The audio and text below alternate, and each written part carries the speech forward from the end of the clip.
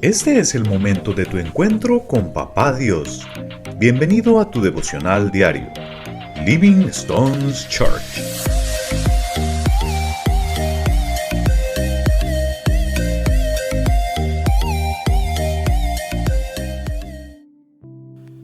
Bendiciones para todos, queridos hermanos, donde quiera que me escuchen, reciban de mí un saludo y un fuerte abrazo. Tengo entendido que han terminado de estudiar, de reflexionar sobre las dos cartas a Timoteo de parte del apóstol Pablo. Y hoy entonces será nuestra última reflexión sobre estas dos cartas. Y es que Timoteo, aparte de ser un discípulo de Pablo, aparte de ser un hombre que entregó su vida al ministerio, entregó su vida a Cristo, ¿sí? Era un hombre que también sufre y que no es ajeno a lo que nosotros vivimos hoy en día. En la primera carta, que se le dice epístola porque fue escrita, fue dirigida a una persona específicamente, no fue dirigida a una comunidad o a una iglesia en general, sino en este caso a Timoteo. Pablo la escribe por allá en el año 62 más o menos después de Cristo, habiendo salido de la cárcel, y le manda esta carta a Timoteo, que en este momento Timoteo está liderando la iglesia de Efeso, y le escribe esta carta con un propósito. Recordemos que la primera carta a Timoteo y toda la Biblia en general la tenemos por capítulos y versículos, pero en los originales no existen capítulos ni versículos, sino en este caso es una carta, así como cuando escribimos una carta que no le ponemos capítulos ni versículos. Asimismo, la primera carta a Timoteo y la segunda, pues son cartas. Entonces, cuando uno escribe cartas, pues uno las escribe con una motivación, con un propósito, ¿no? Y el propósito específico de la primera carta a Timoteo la vemos en el versículo primera Timoteo capítulo 1, versículo 5. Dice claramente: el propósito de mi instrucción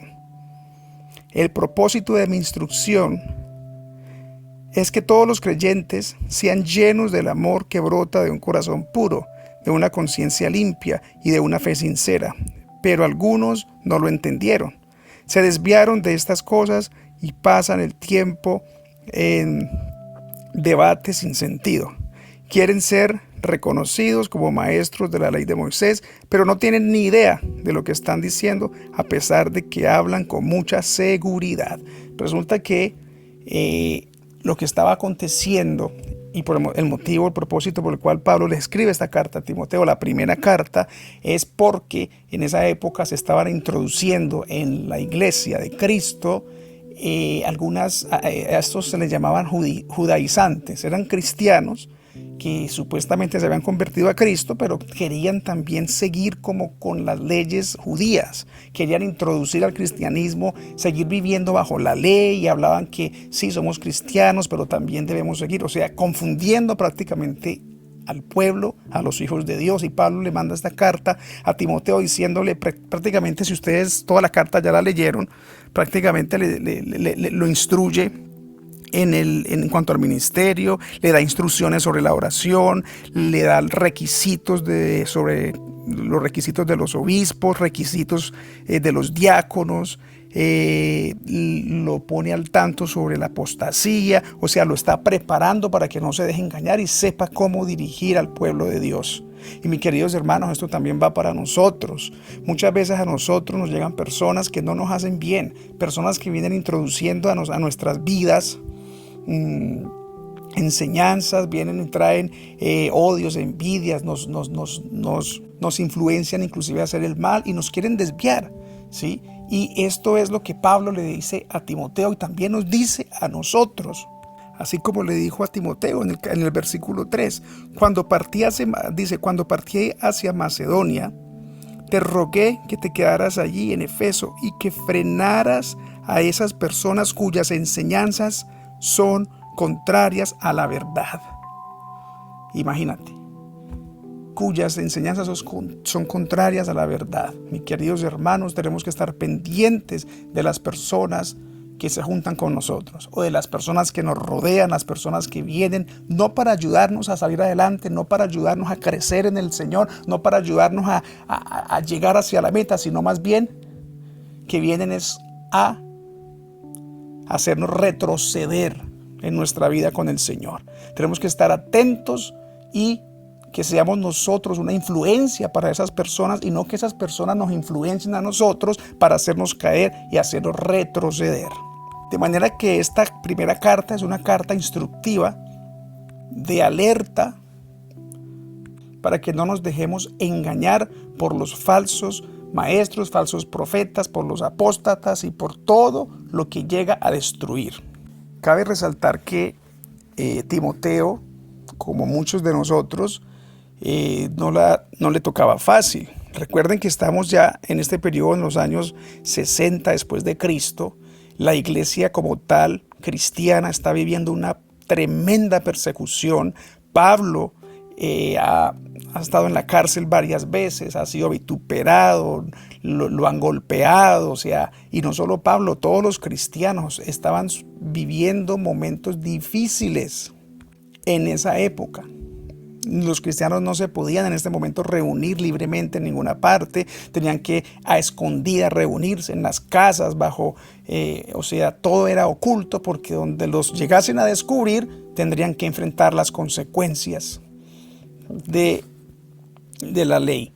Por lo tanto, Timoteo, que a pesar de todo, que aparte de todo era una persona joven, estaba dispuesto a enfrentarse con el mundo entero con tal de seguir adelante. Entonces estaba enfrentando persecución, tenía problemas dentro de su misma congregación, por cuanto estas personas que venían introduciendo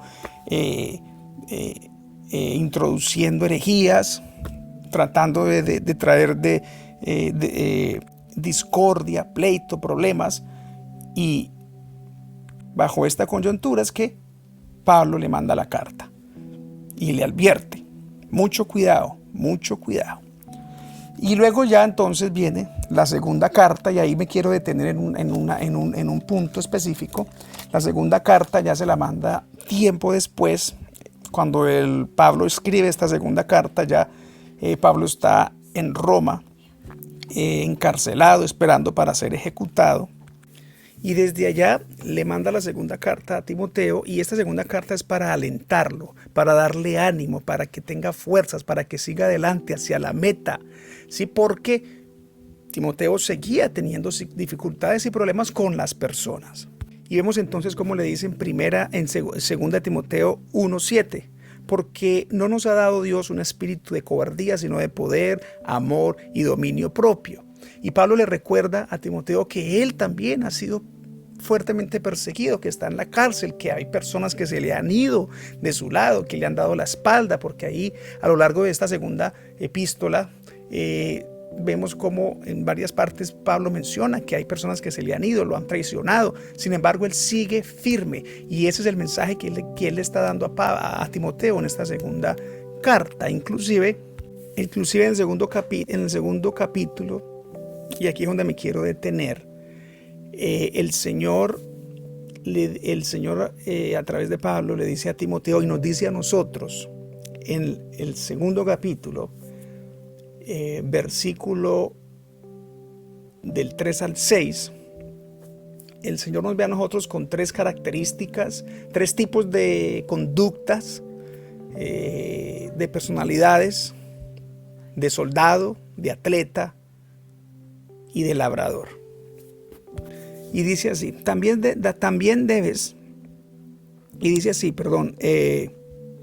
tú pues sufre penalidades como buen soldado de Cristo.